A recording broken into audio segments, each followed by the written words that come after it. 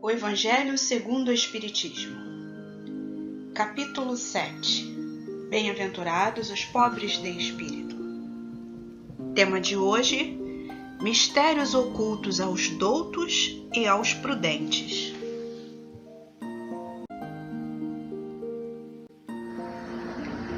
Mensagem: Amigo Eterno, pelo Espírito Emmanuel, Médium Francisco Cândido Xavier.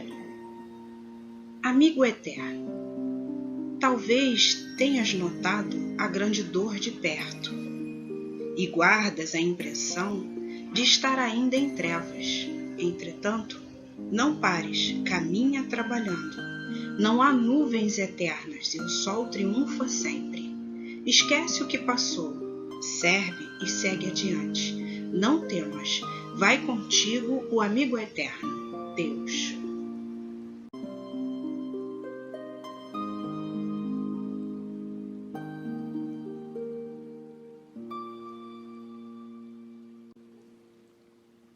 Prece.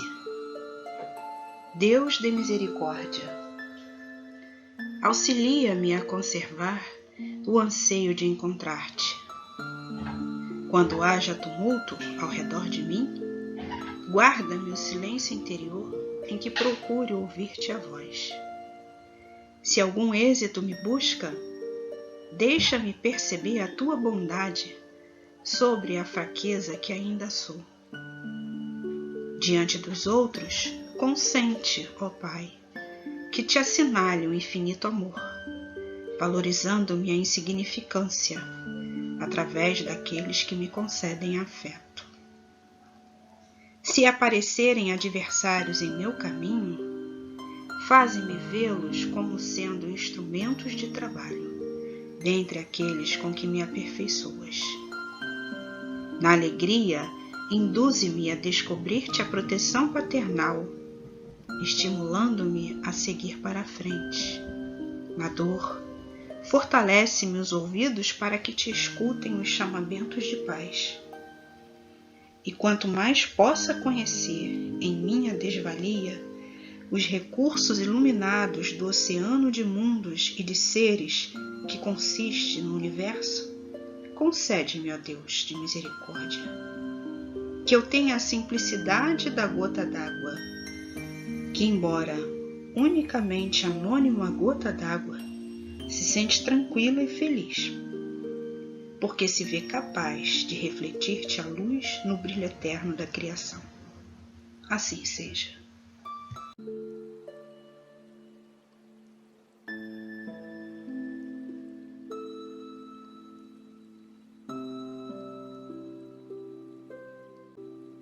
Evangelho segundo o Espiritismo, capítulo 7.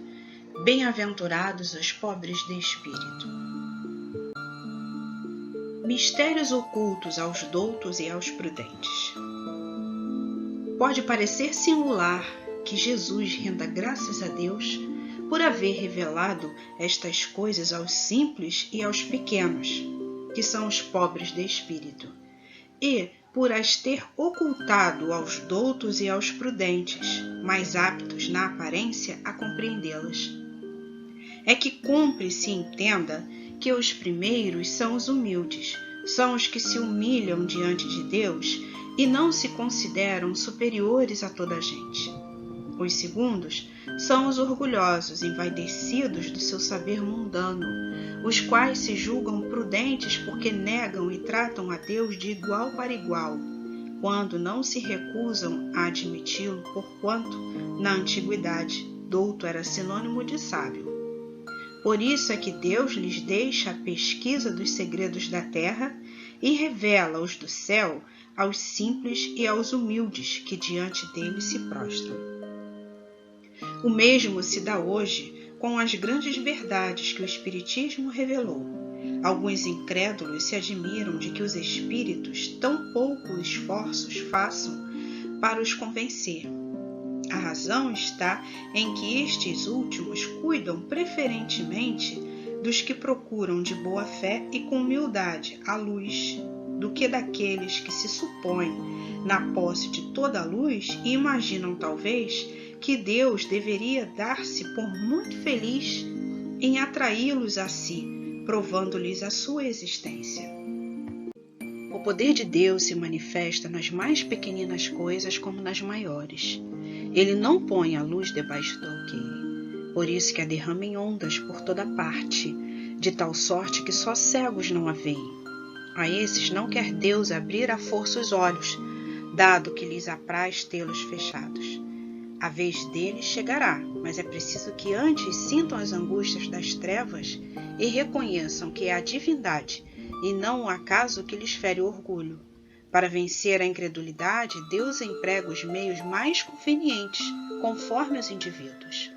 Perguntar-se-á, não poderia Deus tocá-los pessoalmente, por meio de manifestações retumbantes, diante das quais se inclinassem os mais obstinados e incrédulos?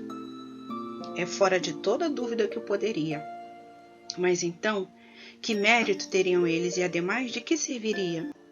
Não se vêem todos os dias criaturas que não cedem nem à evidência, chegando até a dizer, ainda que eu visse, não acreditaria, porque sei que é impossível? Esses, se negam assim a reconhecer a verdade, é que ainda não trazem maduro o espírito para compreendê-la, nem o coração para senti-la. O orgulho é a catarata que lhes tolda a visão. De que vale apresentar a luz a um cego? Necessário é que antes se lhe destrua a causa do mal. Daí vem que, médico hábil, Deus primeiramente corrige o orgulho. Ele não deixa ao abandono aqueles de seus filhos que se acham perdidos, porquanto sabe que cedo ou tarde os olhos se lhes abrirão. Quer, porém, que isso se dê de modo próprio, quando, vencidos pelos tormentos da incredulidade, eles venham de si mesmos lançar-se-lhes nos braços e pedir-lhe perdão, quais filhos pródigos.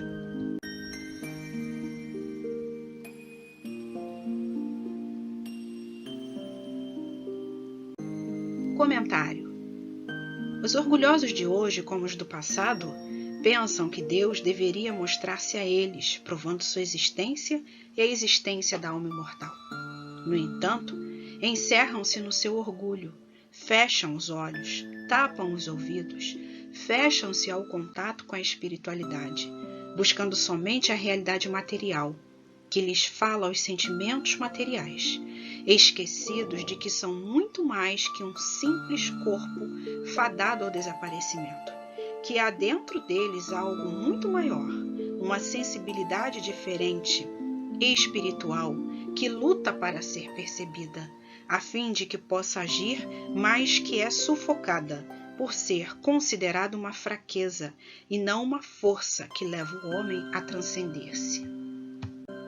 Quanto perde o homem com seu tolo orgulho, que o torna um prisioneiro de sua materialidade, impedindo a si mesmo o gozo de prazeres espirituais, que não é capaz de vislumbrar, porque se julga o bastante para si próprio, com o que tem e com o que pensa ser. Assim, são os simples e os humildes que se abrem para Deus e se colocam na posição de filhos amados, imperfeitos sim, mas esforçando-se para permanecer no caminho traçado por Jesus a toda a humanidade. Ainda hoje, são os que se abrem a novos aprendizados, sem preconceitos, que buscam respostas às suas indagações sobre o que são, o que fazem neste viver, de onde vieram, para onde vão e como viver melhor, em paz consigo e com o próximo, que se apresentam mais aptos para esses conhecimentos, estudando-os, analisando-os para aceitá-los.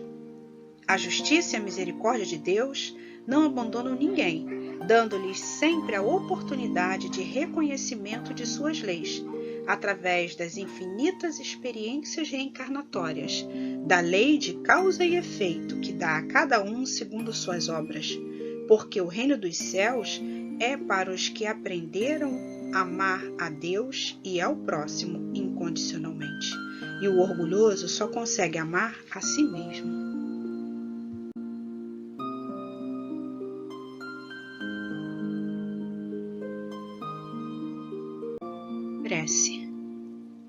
Deus de bondade, pelas dificuldades de cada dia, pelos amigos que se transformaram em nossos opositores, pelos companheiros que nos deixaram a sós, pelas críticas destrutivas que nos vergastam a alma, pelos desenganos que nos atingem, pelos irmãos que nos ridicularizam, pelos entes amados que se nos fazem problemas, pelas criaturas que nos induzem à tentação, pelos adversários que nos acusam sem motivo, por todos aqueles que nos obrigam a entesourar as luzes da experiência.